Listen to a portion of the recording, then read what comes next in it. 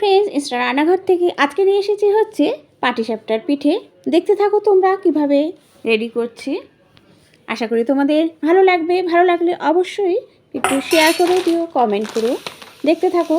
নিয়েছি হচ্ছে দুধের সাথে কিন্তু আমি জল মিশিয়ে নিয়েছি। পুরো দুধ দিয়ে আমি করছি না, যতটা দুধ নিয়েছি ততটাই হচ্ছে জল দিয়েছি। তারপরে দিলাম হচ্ছে ময়দা আর সুজি। ময়দা আর সুজির মধ্যে সবসময় সুজিটা একটু বেশি দেবে আর ময়দাটা তার থেকে কম থাকবে, এটাই হচ্ছে মেজারমেন্ট। তারপরে এটা দিলাম হচ্ছে একটু গুড় দিলে কালারটাও ভালো আসে আর খেতেও কিন্তু ভালো লাগবে। দিয়ে দিলাম চিনি, আর কেউ যদি পুরো গুঁড়ো করতে চাও সেটাও কিন্তু হয়। তারপরে সব হাতে কিন্তু আমি ভালো করে মিশিয়ে নেব যাতে কোনো লাম্প হয়ে না থাকে। ময়দায় অনেক সময় লাম্প হয়ে যায় দুধে দিলে, সেই জন্য হাত দিয়ে একদম মিহি করে ভালো করে মিশিয়ে নিতে হবে সব কিছু। হাত দিয়ে কিন্তু আমি বেশ কিছুক্ষণ ধরে আমি মেশাবো।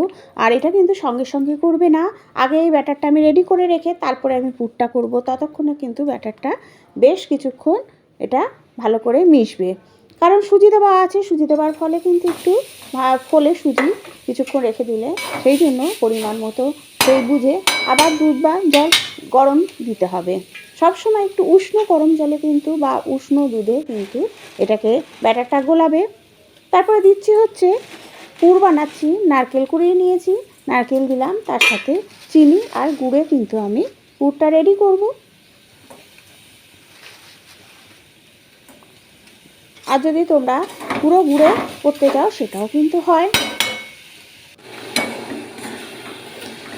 আমি যেইভাবে করি ঠিক সেইভাবেই তোমাদের রেসিপিটা শেয়ার করলাম, কারণ পুরো গুঁড়ো করার কোনো দরকার পড়ে না।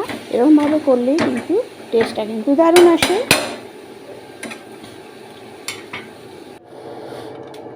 দেখো, একটু জল আর তেল আমি একসাথে সাদা তেল মিশিয়ে নিয়ে এই হচ্ছে বেগুনের এক পাশটা দিয়ে, দেখো ডানটের দিকটা দিয়ে আমি ভালো করে কিন্তু তেলটা মিশিয়ে দিই ফাইন প্যানে, কারণ যাতে লেগে না যায়, সেই জন্য এইভাবে রেডি করতে হবে। দেখো বাটারটা কত সুন্দরভাবে ঘন হয়েছে। আর পুরটাও দেখে নিলে, পুরটাও কিন্তু ঠিক এরকমভাবে নামাবে, যাতে একদম চিটা চিটা করে দেবে না, তাহলে কিন্তু খেতে ভালো লাগে না আর শক্ত হয়ে যায়। তাহলে ঠিক একটু নরম নরম থাকতে নামাবে পুরটা, তাহলে খেতেও ভালো লাগবে। ঠিক নারকেলের নাড়ুর ঠিক আগের স্টেজেই নামাবে, একদম নারকেলের নাড়ুর থেকে বেশ 10 মিনিট আগে নামিয়ে নেবে। দেখো কত সুন্দরভাবে পাটিসাপটা রেডি হয়ে গেল। তোমরাও করে নাও, শীত থাকতে থাকতে কিন্তু দারুণ একটা রেসিপি। এই মিষ্টি আইটেমটা কিন্তু ভীষণই ভালো লাগে খেতে, আর পিঠে কিন্তু আমরা কম বেশি সবাই ভালোবাসি। রেসিপিটা কেমন লাগলো অবশ্যই কমেন্ট করো। আরও কিছু জানতে হলে থ্যাংক ইউ।